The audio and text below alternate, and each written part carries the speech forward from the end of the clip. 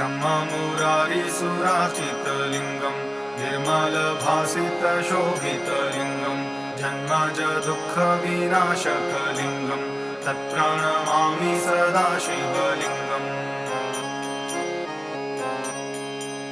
देवमुनिप्रवराचितलिङ्गं कामदहमकरुणाकरलिङ्गं रावणदर्पविनाशनलिङ्गं तत्प्रणमामि सदा शिवलिङ्गम्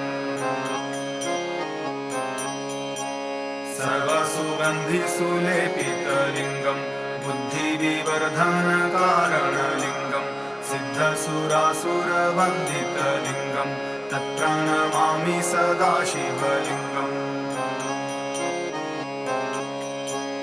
कनकमहामणिभूषितलिङ्गं फणिपतिवेष्टितशोभितलिङ्गं